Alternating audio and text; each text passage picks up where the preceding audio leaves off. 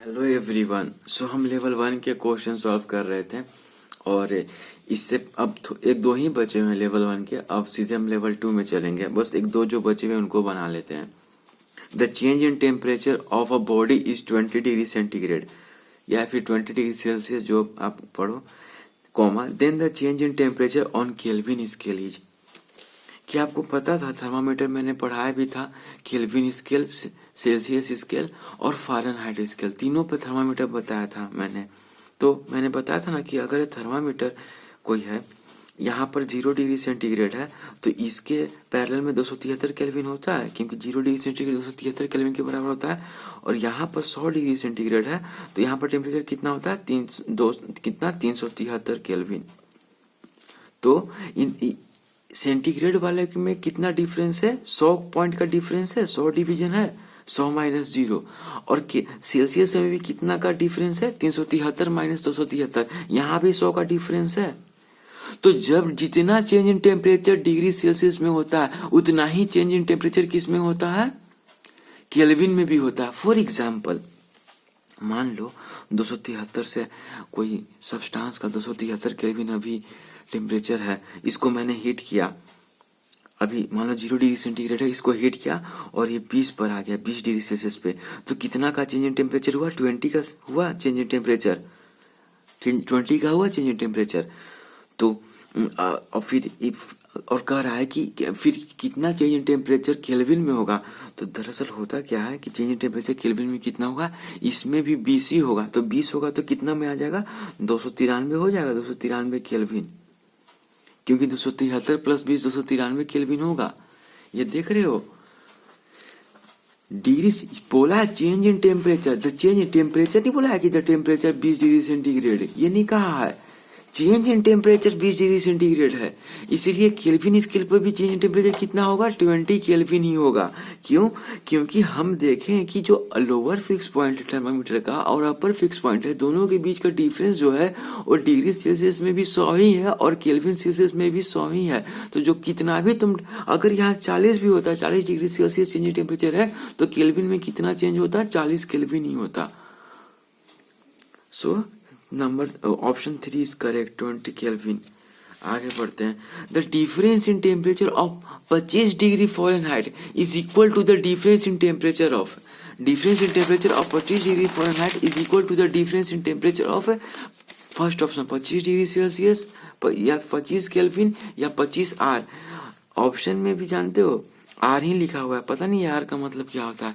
और D none of these, क्या होगा, क्या लगता है, क्या हो सकता है, आंसर क्या होगा, नन ऑफ दीज होगा। क्यों, क्योंकि जब थर्मामीटर में आप देखते हो, कोई भी थर्मामीटर है, अगर अब डिग्री सेंटीग्रेड यहाँ पर 0 डिग्री सेंटीग्रेड और यहाँ पर 100 डिग्री सेंटीग्रेड, ये लोअर फिक्स पॉइंट होता है जब डिग्री सेंटीग्रेड, और ये अपर फिक्स पॉइंट। लेकिन इस लोअर फिक्स पॉइंट के अगर फ़ारेनहाइट लेते हो तो फ़ारेनहाइट कितना होता है, 32 डिग्री फ़ारेनहाइट, क्योंकि जो आइस है जो 0 डिग्री सेंटीग्रेड है वो किसके बराबर होता है, 32 डिग्री फ़ारेनहाइट के। और 100 डिग्री सेंटीग्रेड किसके बराबर होता है, 212 डिग्री फ़ारेनहाइट के। तो इनके बीच का डिफरेंस कितना है, 100 डिवीजन है, 100 है। लेकिन 212 में से 32 कितना होता है, 180। तो 180 डिफरेंस होता है डिग्री सेल्सियस में, लेकिन 180 डिफरेंस किस में होता है, फ़ारेनहाइट में। तो सेम डिफरेंस तो है नहीं, केल्विन में तो सेम था, 373 में से 273 घटाए तो जितना टेम्परेचर अति डिफरेंस होगा सेल्सियस में वही केल्विन में, लेकिन यहाँ तो 100 नहीं है, 180 है।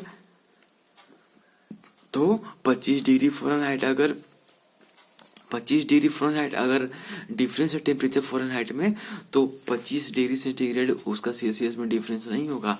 क्या आप बता सकते हो कितना का डिफरेंस होगा, तो मैं देखता हूँ। अगर 180 का डिफरेंस है तो कितना, 180 डिग्री फ़ारेनहाइट है तो कितना का डिफरेंस होता है डिग्री सेल्सियस में, 100 डिग्री सेल्सियस का डिफरेंस होता है। तो 1 डिग्री फ़ारेनहाइट में कितना का डिफरेंस होगा, 100 बटा 180 का होगा। तो 25 डिग्री फ़ारेनहाइट में कितना का डिफरेंस होगा, 100 बटा 180 गुने 25 होगा। तो 1 0 से 1 0 कैंसिल, तो कितना हो जाएगा, 250 बटा 18 हो जाएगा। तो इसको काट दो, और क्या, 2 9 18, 2 एकम 2, 2 दूनी 4, 2 पचे 10, यानी 125 बटा 9, यानी लगभग 9 एकम 9 और 9 तिया 27 और 5 3 8 है, और 9 है 72, लगभग 13.8 डिग्री सेंटीग्रेड आंसर आएगा। तो जब टेम्परेचर का डिफरेंस अगर 25 डिग्री फ़ारेनहाइट हो तो डिग्री सेल्सियस में उसका डिफरेंस कितना होगा? 13.8 डिग्री सेल्सियस होगा। ध्यान रखना, टेम्परेचर डिफरेंस कर रहा है, टेम्परेचर नहीं कर रहा है। ये नहीं करना कि 25 क्या करने लगना कि c/5 is equal to f minus 32/9 होता है, और c/5 बराबर क्या करो, f की जगह क्या लिख दोगे, 25 लिख दोगे, और 25 माइनस 32, ये सब गलत हो जाएगा। क्योंकि यहाँ f है, यहाँ चेंज इन फ़ारेनहाइट नहीं लिखाता है, केवल f लिखाता है। सो ये चीज समझना कि आपका ये जो चेंजिंग है, बस क्या करना है कि जब 180 डिग्री फ़ारेनहाइट का जब चेंज होता है टेम्परेचर, तो किसकी इक्विवेलेंट होता है? 100 डिवीजन डिग्री सेल्सियस का टेम्परेचर चेंज के बराबर होता है। तो जब 8 डिग्री फ़ारेनहाइट का जब चेंज होगा टेम्परेचर का, तो कितने डिग्री सेल्सियस के चेंजिंग के बराबर होगा? 100/180। तो कितना कहा था? 25 डिग्री फ़ारेनहाइट का। तो 100/180 गुने 25 कितना आ गया? 13.8 है, 13.8 डिग्री सेल्सियस। लेकिन ये तो ऑप्शन में है ही नहीं, सो नन ऑफ दीज हो जाएगा। आगे बढ़ते हैं। Black surface is a good observer of heat energy या good radiator of heat energy, या बोथ ए एंड बी, या नन ऑफ दिस। तो बोथ ए एंड बी होगा। ब्लैक सरफेस जो होता है वो गुड ऑब्जर्वर तो हीट एनर्जी का होता है, और किरचॉफ लॉ पढ़ना है आपको जाके हीट एनर्जी। किरचॉफ लॉ कहता है कि अगर कोई गुड एमिटर है, अगर सिंपल भाषा में कहें, अगर कोई गुड ऑब्जर्वर है हीट एनर्जी का कोई सब्सटेंस, तो गुड एमिटर भी होगा, यानी गुड रेडिएटर भी होगा हीट एनर्जी का। सो ये दोनों हो जाएगा। ब्लैक सरफेस केवल गुड ऑब्जर्वर ही नहीं है, बल्कि गुड रेडिएटर भी है हीट एनर्जी का। ये चीज ध्यान रखना। A piece of ice at 0 degree Celsius is dropped into a water at 32 degree Fahrenheit. Which of the following statement is correct? Ice melts, या water freezes, या both A and B, या D none of these। तो ध्यान देना, ये एक बर्तन है जिसमें वाटर कितने पर है? 32 डिग्री फ़ारेनहाइट पे है। अच्छा, 32 डिग्री फ़ारेनहाइट कितने डिग्री सेल्सियस के बराबर होता है? 0 डिग्री सेल्सियस के बराबर ही तो होता है। अब इसमें बर्फ डालें, और बर्फ 0 डिग्री सेल्सियस पर ही है। 0 डिग्री सेल्सियस पे एक बर्फ का टुकड़ा है, उसको डालें तो क्या होगा? बर्फ के आने के बाद बर्फ क्या पिघल जाएगा, या वाटर जो पहले से था वो बर्फ बन जाएगा? तो दोनों में से कुछ भी नहीं होगा। क्यों? क्योंकि सिंस वाटर का टेम्परेचर भी 0 डिग्री सेल्सियस पर ही है ना। भले 32 डिग्री फ़ारेनहाइट दिया, लेकिन 32 डिग्री फ़ारेनहाइट भी 0 डिग्री सेल्सियस के बराबर ही होता है। तो वाटर भी 0 डिग्री सेंटीग्रेड पे है, और बर्फ भी 0 डिग्री सेंटीग्रेड पे है, यानी दोनों क्या थर्मल इक्विलिब्रियम में है। थर्मल इक्विलिब्रियम में है ना, थर्मल इक्विलिब्रियम में है। तो कोई हीट एक्सचेंज होगा? नहीं होगा। हीट एक्सचेंज तो हीट एनर्जी का एक्सचेंज तो वही होता है ना, जब कोई बॉडी हायर टेम्परेचर पे हो और दूसरा लोअर टेम्परेचर पे हो। लेकिन यहाँ तो सेम टेम्परेचर पे, तो हीट एक्सचेंज नहीं होगा। तो ना ही आइस मेल्ट करेगा, और ना ही पहले का वाटर जो उसमें बर्तन में था वो फ्रीज करेगा। तो नन ऑफ दीज होगा आंसर। ये बहुत ही अच्छा क्वेश्चन थोड़ा सा है। थर्मल इक्विलिब्रियम में है ना दोनों, आइस और वाटर। और बाकी 22 तो पिछला मैं करा ही दिया था, बहुत इंपॉर्टेंट था। सो अब आते हैं लेवल 2 के एक क्वेश्चन पे। ध्यान देना, ये हर लोग का अलग अलग फिजिक्स अलग अलग एडिशन का होगा। तो आप देख लेना कि ये क्वेश्चन उस तुम्हारे एक्सरसाइज में लेवल 2 में कौन से क्वेश्चन नंबर पे है। इतना तो कर ही सकते हो, ये वहीं का क्वेश्चन है। लेकिन जरूरी नहीं है कि 23वां नंबर ही है तुम्हारे बुक में होगा। ये तो बस शुरू से ही मैं करते आ रहा हूँ, नंबरिंग करते आ रहा हूँ क्वेश्चन का। सो गाइस, चलो इसको शुरू करते हैं। The density of 2 sphere of equal radius are in the ratio 1:3 and their specific heat capacity in the ratio 2:1। ये देखो, स्पेसिफिक हीट कैपेसिटी किसकी रेशियो में? 2:1 में। और डेंसिटी और इक्वल रेडियस है। द डेंसिटी और डेंसिटी किसकी रेशियो में? 1:3 में। What is the ratio of their heat capacity? Heat capacity क्या होता है किसी भी सब्सटेंस का? सो मैं ये कह रहा था कि हीट कैपेसिटी किसी भी सब्सटेंस का क्या होता है? Mass of substance into specific heat of that, specific heat capacity of that substance. यही होता है ना हीट कैपेसिटी। सो कोई स्फीयर है, एक स्फीयर ए है, दूसरा स्फीयर बी है। स्फीयर यानी कि इस तरह का सॉलिड कोई, और ये कोई है, दो तरह के स्फीयर हैं। एक का इक्वल रेडियस है और डेंसिटी का रेशियो क्या है? तो अगर इसका डेंसिटी डी होगा, तो इसका डेंसिटी अगर d होगा पहले वाले का तो दूसरा का 3d होगा, क्योंकि ratio of density both sphere का क्या दिया है 1:3। रेडियस दोनों का इक्वल है, इसका r है तो इसका भी r है, और दोनों का स्पेसिफिक हीट कैपेसिटी का रेशियो क्या दिया है 2:1। यानी अगर इसका s है तो इसका 2s होगा स्पेसिफिक हीट कैपेसिटी। अब क्या पूछ रहा है कि रेशियो ऑफ हीट कैपेसिटी पूछ रहा है। ध्यान देना, heat capacity specific heat capacity में अंतर होता है, मैंने पहले ही बताया था। तो क्या होगा हीट कैपेसिटी, तो पहले वाले का अगर हीट कैपेसिटी HA ले लें तो HA को क्या लिखेंगे mass of A into specific heat capacity of A, और मास को क्या लिखते हैं डेंसिटी इंटू वॉल्यूम लिखते हैं, पता है ये बात ना। मास बराबर डेंसिटी इंटू वॉल्यूम होता है, हाइड्रोस्टैटिक में हम लोगों ने पढ़ा था। तो मास इज इक्वल टू, अब मास ऑफ स्फीयर ए लिखना है तो इसको क्या लिखेंगे mass of sphere A, density of sphere A into volume of sphere A. तो डेंसिटी ऑफ स्फीयर ए कितना होगा डी है, इंटू वॉल्यूम ऑफ स्फीयर कितना होता है 4/3 पाई आर क्यूब। ये हो जाएगा, ये किसका मास हो गया ए का मास हो गया। अच्छा बी, और अगर बी स्फीयर का मास चाहिए तो क्या लिखेंगे स्फीयर का बी का मास क्या होगा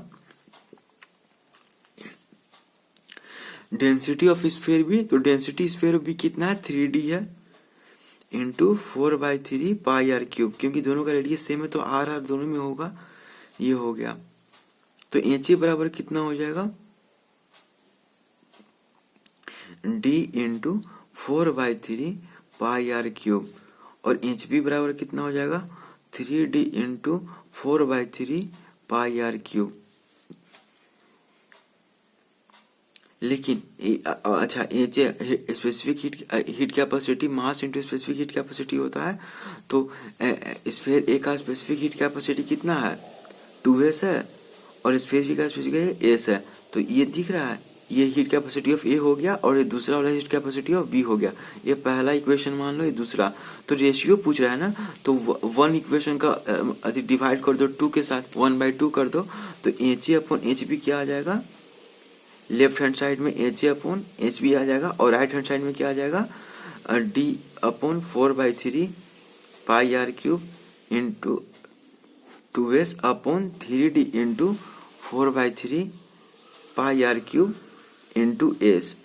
तो d से d कैंसिल, s से s cancel, 4/3 pi cube 4/3, volume तो सेम रहेगा सिंस रेडियस सेम है तो वॉल्यूम, यहाँ मैं केवल v लिखता तो ये भी v हो जाता, लेकिन मैं थोड़ा देखा मतलब चलो इससे रिवीजन भी हो गया कि स्फीयर का वॉल्यूम 4/3 पाई आर क्यूब होता है।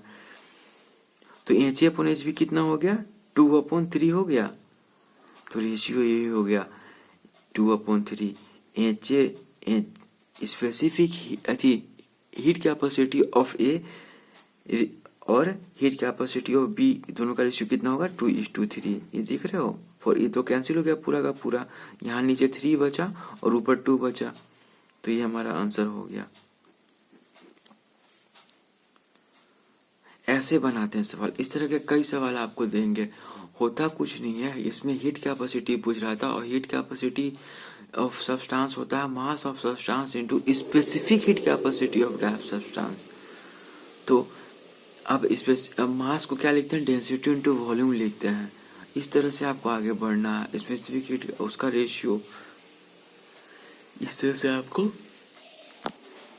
से आपको बनाना है। उम्मीद है आपको समझ में आया होगा।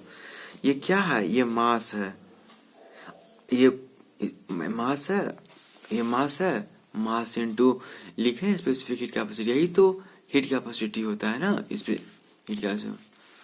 सो उम्मीद है समझ में आया होगा आपको। आगे बढ़ते हैं। When the mercury thread rises to 3/4 of the distance between the two fixed points what is the temperature indicated by the Fahrenheit scale. ये नहीं पूछा है कि कितना डिफरेंस है फ़ारेनहाइट स्केल में, टेम्परेचर डिफरेंस पूछा है, ये नहीं पूछा है। फ़ारेनहाइट स्केल पर टेम्परेचर डिफरेंस नहीं पूछा, ये कहा है कि टेम्परेचर रीडिंग बताओ फ़ारेनहाइट में।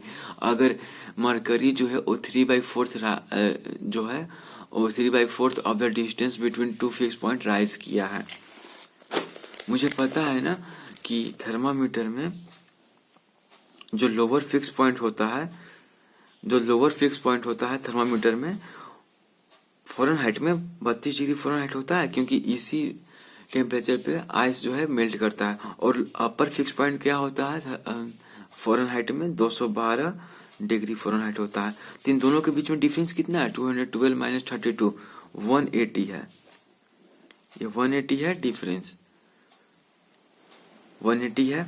तो जब मरकरी यहाँ से 3/4 180 है, यानी ये 180 सेंटीमीटर होगा, कुछ जो भी हो, मान लो हर एक सेंटीमीटर पे आपको एक फ़ारेनहाइट बढ़ रहा है, तो ये पूरा 180 सेंटीमीटर होगा। इस तरह से समझो 180 डिफरेंस होंगे इसमें।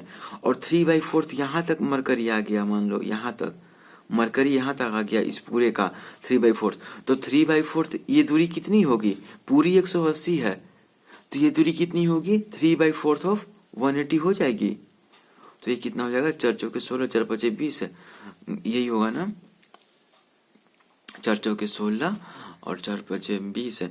तो 5 या 15 की 5 हाथ में लेके और 4 12 और 1 13 135 हो जाएगा। यानी ये 135 दूरी, ये दूरी कितनी होगी यहाँ की तुलना में, अगर यहाँ ये दूरी कितनी होगी 135 होगी।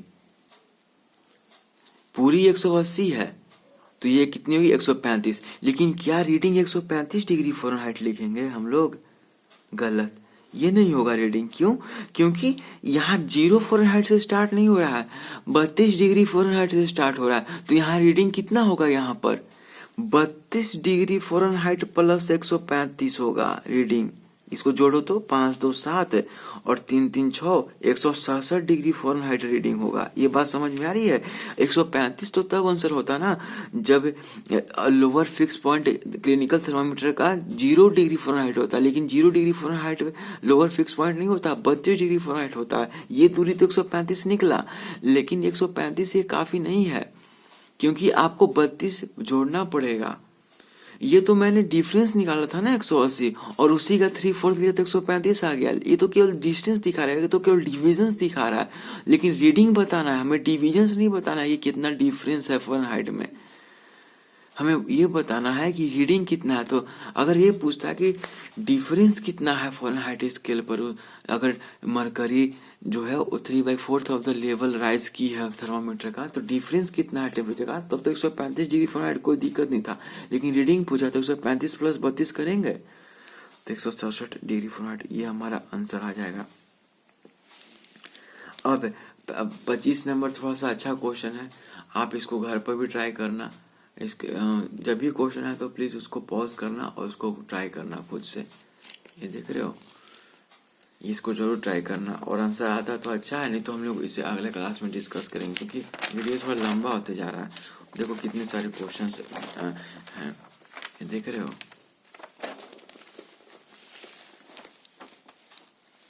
ये देख रहे हो कितने सारे क्वेश्चंस हैं, सब आपके लिए ये सब। ये देखो लेवल 2 के ही क्वेश्चंस हैं और सब पर्सनैलिटी फाउंडेशन के हैं। और आप खोजोगे किसी भी एडिशन का पर्सनैलिटी फाउंडेशन क्लास 8 का होगा आपके पास फिजिक्स, तो आपको हिट चैप्टर में मिल जाएंगे क्वेश्चंस। इतना खोजना बहुत है, क्योंकि मैं क्वेश्चन नंबर दूंगा तो कोई सबको एक ही एडिशन का नहीं लिए हुए है, तो उसमें कुछ हो सकता है अलग क्वेश्चन नंबर हो, लेकिन क्वेश्चंस तो ये होंगे ना। ये सब लेवल 2 के हैं। सो आगे इनको बनाया जाएगा लेवल 2 के क्वेश्चंस को, और उसके बाद हम लोग लेवल 3 को बनाएंगे। और हिट चैप्टर कभी ख़त्म तो नहीं होगा, क्योंकि हर जगह इसका यूज है, लेकिन एक तरह से हम इसको बेसिक को समझेंगे। So thank you so much for watching this. और अगर वीडियो अच्छा लगा तो लाइक कीजिए, चैनल को सब्सक्राइब कीजिए, और अभी वीडियोज़ को चेकआउट कीजिए। और अच्छा लगा तो अपने दोस्तों को भी बुलाइए साथ में पढ़ने के लिए, वीडियो को शेयर कीजिए। So thank you so much again for watching this and have a great day ahead.